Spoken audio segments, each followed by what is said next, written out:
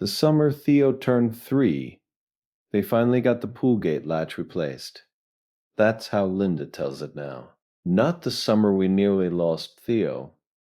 The summer we finally got the gate latch replaced. She has learned to tell it from the ending rather than the middle, which is the only way she can tell it at all. Kodiak was their Great Pyrenees. He was 4 years old and weighed 106 pounds, which meant that when he chose to be immovable, he was genuinely immovable. He had this quality of stillness that was unusual for a dog his size.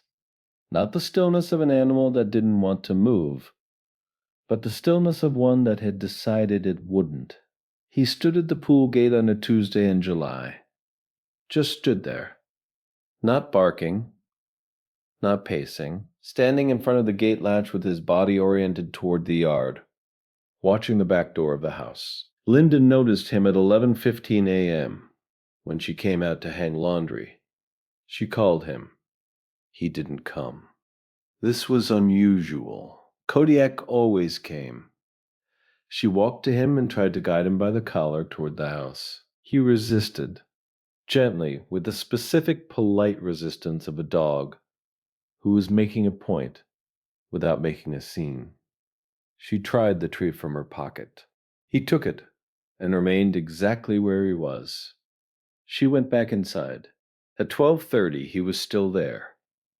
Her husband, Frank, a retired postal worker who prided himself on his practical common sense, went out to assess the situation. He stood next to Kodiak. He looked at the gate. He jiggled the latch. The latch moved. Not correctly. Not in the click-and-hold sequence of a properly functioning safety latch. It moved freely, the way a latch moves when the spring mechanism inside it has failed. The gate appeared closed. The gate appeared locked. The gate would open with the pressure of a toddler leaning against it. Frank stood very still. Theo was inside watching cartoons.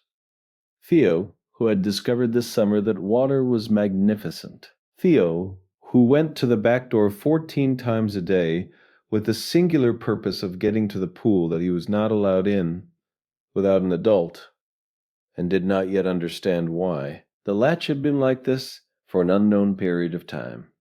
Subscribe so you don't miss the part that changes how you'll look at every pool gate you ever see again. Frank went inside and got Theo and brought him to the hardware store that afternoon. He bought a new latch, the self-locking kind, with a secondary mechanism that required adult hand strength to operate. He installed it before dinner.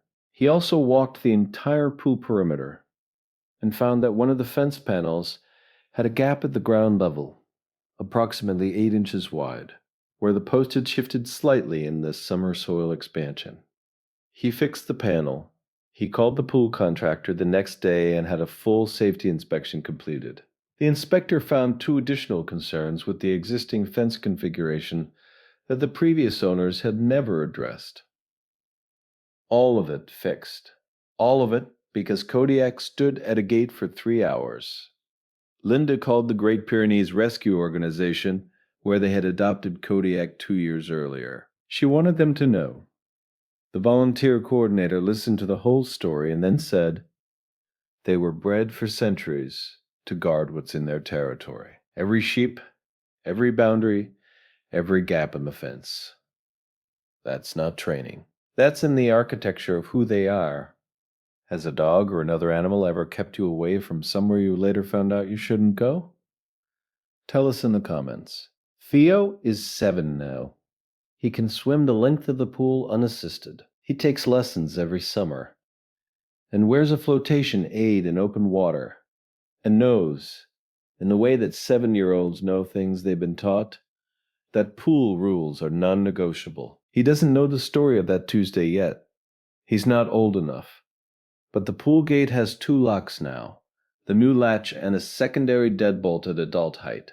And there is a sign beside it that Frank painted himself, white letters on a dark green board that says, "Check the latch.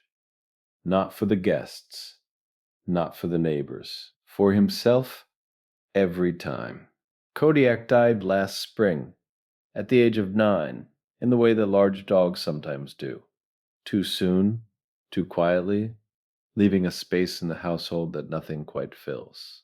He spent his last winter sleeping beside the back door, near the hallway that led to the pool entrance, in the spot where the draft came through in cold weather.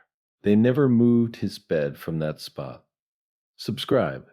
These stories are the first breath before everything changes.